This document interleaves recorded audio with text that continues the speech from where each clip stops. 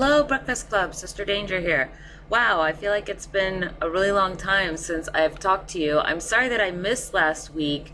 My internet went out early that morning, and I don't know. Actually, it was more like afternoon, but I don't really know what happened there. And so that is what happened to making a video last week. I don't really have a whole bunch to talk about in depth on a single topic this week. I feel like there's just all these little thoughts about a bunch of topics that I have. So I guess I'm just gonna spend a few minutes talking with you guys here this evening. I don't know, everything in the news and the inauguration, and it's been overwhelming, and I'm tired of it. Like, I don't know. I feel like we've just officially entered a phase now where for the next 4 years, all of the news is going to basically be about,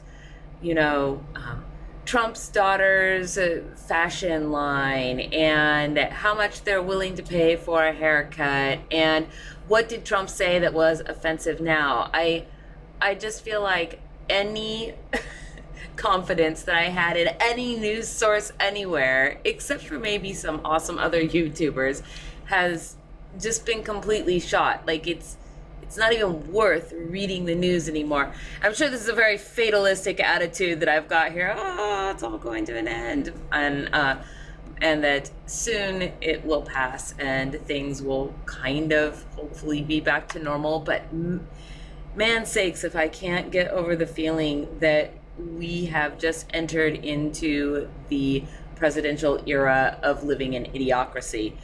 So some of the little things that have sort of irked me over the past couple of weeks that I've noticed. First of all, the whole Meryl Streep talking about politics, and then everybody got up in arms about this. I actually liked the speech that she gave, and I'm not entirely certain why everybody gets so butthurt anytime a celebrity opens their mouth to say something about politics. Are they official political people? No, but neither is the vast majority of America. And yet people get all over the news, and we have pundits saying things all over the place, and people are all on Twitter and they can all talk politics, and nobody gets up in arms about that. So why does everybody get all bent out of shape whenever somebody in Hollywood wants to say something about politics? Shut up, actor. I don't know. I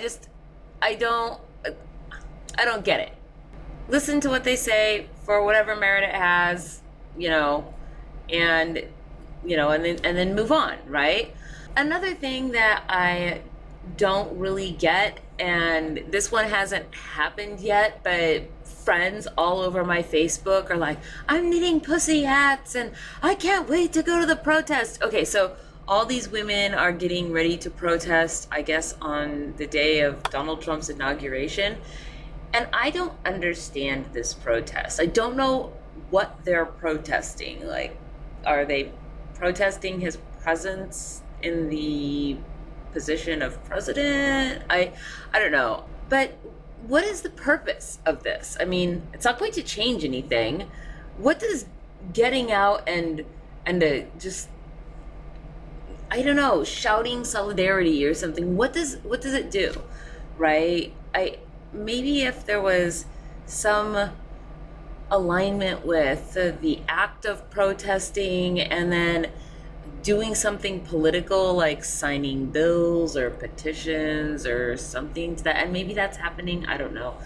But I'm wavering on whether or not I should don a pussy hat and go join these protests, if for no other reason than to just kind of see what's going on. One of the interesting things that I did this last week, which I don't know, I guess has like some overlap and relevancy here, was I went to see The Red Pill with another YouTuber, Prince of Queens. I felt that it was worth it to go see the movie.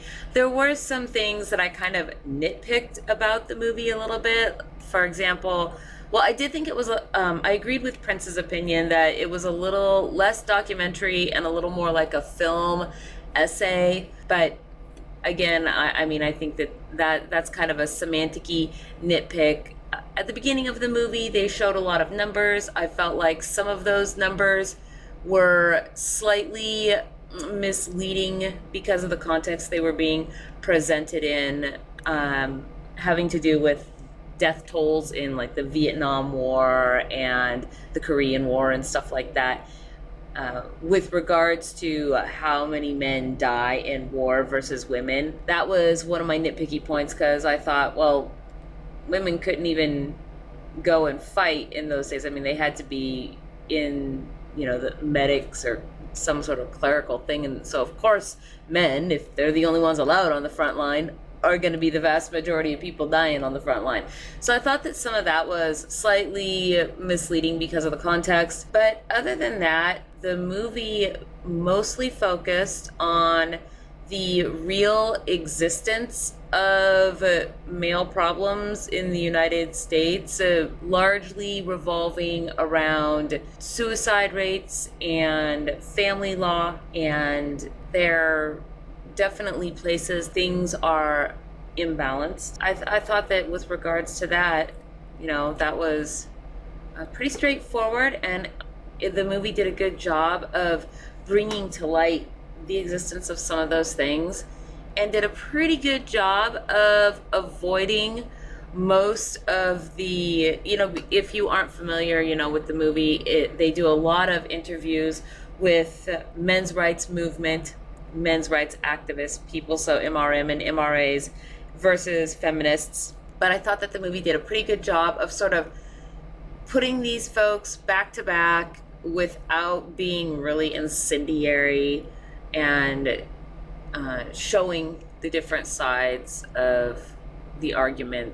So I do think that the presentation of some of the things, in this film was cleaned up, polished, I guess, but that's to really be expected. I mean, based on my own interactions with both feminists and members of the MRM slash, various MRAs or whatever, everybody was basically on their best behavior in the movie. I don't think that that's anything terribly surprising, but other than that, it was worth the money to go see it.